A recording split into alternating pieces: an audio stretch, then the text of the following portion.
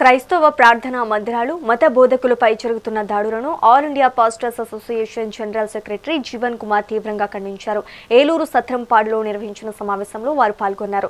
ఈ సందర్భంగా ఇటీవల ఆకివీడులో జరిగిన ఘటనపై ఆవేదన వ్యక్తం చేశారు.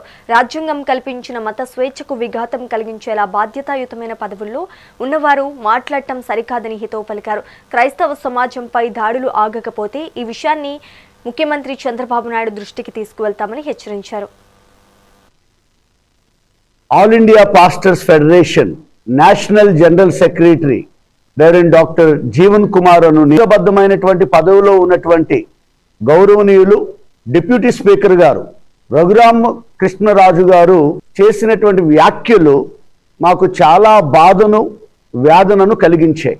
ఆల్ ఇండియా పాస్టర్ వారు చేసినటువంటి వ్యాఖ్యల విషయంలో మేము బాధతో వారికి ఒక ప్రత్యేకమైన విజ్ఞప్తిని చేయటానికి మేము ఈ ప్రత్యేకమైన మీడియా సమావేశం ఏర్పాటు చేయడం జరిగింది.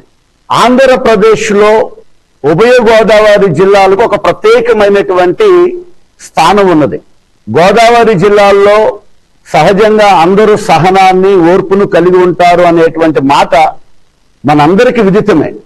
సత్యశ్యామలమైనటువంటి పచ్చ పైరుతో ఎప్పుడు కన్నుల విందుగా కనపడేటువంటి ప్రాంతంలో మత కల్లోలాలు మత విద్వేషాలు రగిలించబడటం అనేది చాలా వేదనకరంగా ఉంది. ఈ సమయంలో ప్రత్యేకంగా రాజ్యాంగబద్ధమైనటువంటి పదవిలో ఉన్నటువంటి గౌరవనీయులు రఘురామ కృష్ణరాజు గారికి మేము కొన్ని ప్రత్యేకమైనటువంటి మనవులు చేయటానికి ఆశపడుతూ ఉన్నాం.